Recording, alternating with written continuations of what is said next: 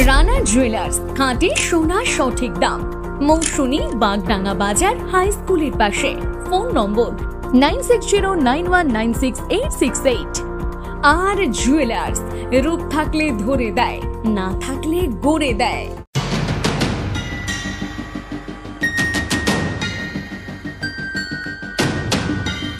বাংলাদেশ থেকে দালাল মারফত কাঁটাতার পেরিয়ে ভারতে অনুপ্রবেশ। এরপর এদেশে এসে টাকার বিনিময়ে আধার ও ভোটার কার্ড বানিয়ে দিব্যি বসবাস করেছেন বাংলাদেশিরা। এমনই গুরুতর অভিযোগ উঠেছে দক্ষিণ 24 পরগনা জেলার কাকদ্বীপে। স্থানীয় সূত্রে খবর, বাসিন্দাদের মধ্যে কেউ 2 বা কেউ 7 বছর আগে বাংলাদেশ থেকে ভারতে এসেছেন। আর এখানে এসে নির্দ্বিধায় তাদের আধার কার্ডের মতো গুরুত্বপূর্ণ ভারতীয় পরিচয়পত্র তৈরি হয়ে গিয়েছে। কি রেশন কার্ড থেকে ভোটার কার্ডও হাতে পেয়ে গিয়েছেন তারা।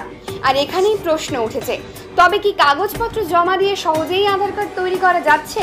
তারা এই আধার কার্ড করলেন কিভাবে? টাকা দিলেই বাজারে পাওয়া যাচ্ছে আধার কার্ড?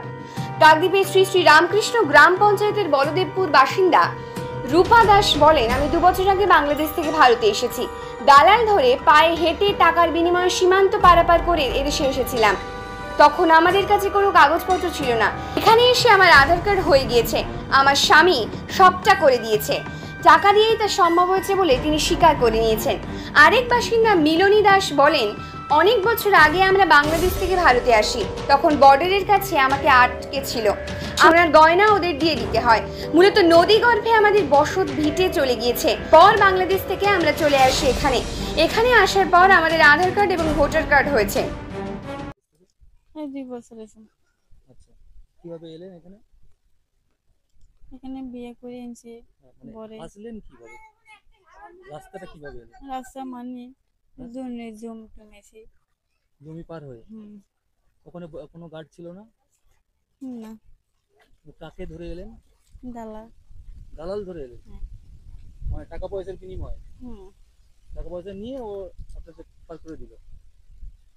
আচ্ছা, এখানে এলেন, এখানে এই যে হাতে কার্ড, এটা কি কার্ড?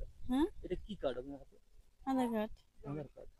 এখানে এসে 2 বছর হলো আধার কার্ড করে নিলেন? কিভাবে হলো এটা? আমার না বাবা কইছে। আচ্ছা, বড় কইছে। মানে আপনার তো এখানে আর কোনো ডকুমেন্টস নেই, ও তো খালি হাতে এসেছিলেন। তাহলে এই ডকুমেন্টসটা কিভাবে হয়ে গেল? মানে সব কিছু এখানে কইছে। আচ্ছা। বাংলাদেশিদের রমরমা নিয়ে কেন্দ্র থেকে রাজ্য সরকারের কাছে অভিযোগ জানিয়েছেন স্থানীয় বাসিন্দা শিবশঙ্কর দাস। তিনি বলেন, এলাকায় আমরা সংখ্যালঘু হয়ে গিয়েছি। 10 বছরে আমাদের এখানে 10,000 ভোটার বেড়েছে। তার মধ্যে 7 থেকে 8,000 বাংলাদেশি ভোটার, যারা কয়েক বছর আগে বাংলাদেশ থেকে এখানে এসেছেন। এমনকি 2 মাস আগে যারা বাংলাদেশ থেকে এসেছেন তাদেরও আধার কার্ড হয়ে গিয়েছে। তার কথায়, সব দালাল চক্র সব করে দিচ্ছে দালালরা। 1 মাসেই বাংলাদেশিদের আধার, তারপর ভোটার, রেশন সব হয়ে যাচ্ছে। এই নিয়ে আমি স্বরাষ্ট্র মন্ত্রক, জাতীয় নির্বাচন কমিশন, জেলা শাসক থেকে বিডিওর কাছেও অভিযোগ করেছি। তারা ব্যবস্থা নিচ্ছে বলে জানিয়েছে। আমরা চাই এই বাংলাদেশি ভোটারদের ধৈর্যের দ্রুত SIR হোক রাজ্যে, তাহলে অনুপ্রবেশ যদি বন্ধ হয়। এলাকায় পরিস্থিতি এখন আমরা সংখ্যালঘু আমরা হয়ে গেছি। মানে আমাদের পঞ্চায়েতে এরিয়ায় ধরতে গেলে যে আমরা 20 বছর না 10 বছর আগে আমাদের 10টা বুথ ছিল। মেরে কেটে হয়তো 10,000 জনসংখ্যা হবে।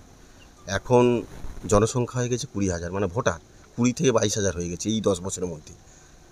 প্রায় তার 7-8 হাজার পুরো বাংলাদেশি ভোটার, মানে যারা সবে এই 10 বছর আগে বা পরে এই এখনও আসছে, এরকম চলছে একটা জিনিস। অন্যদিকে দক্ষিণ 24 পরগনা জেলার কংগ্রেস কমিটির সম্পাদক মৃন্ময় দাস বলেন, আধার কার্ড তৈরি করতে গেলে বিভিন্ন কাগজপত্রের প্রয়োজন হয়। সেই কাগজপত্র আসল কিনা তা নিয়ে সন্দেহ রয়েছে। এক্ষেত্রে দালাল চক্র কাজ করছে। শ্রী শ্রী রামকৃষ্ণ গ্রাম পঞ্চায়েতের প্রধান দীপ্তি দাস বলেন, বিষয়টি আমার জানা নেই, খোঁজ নিয়ে দেখছি।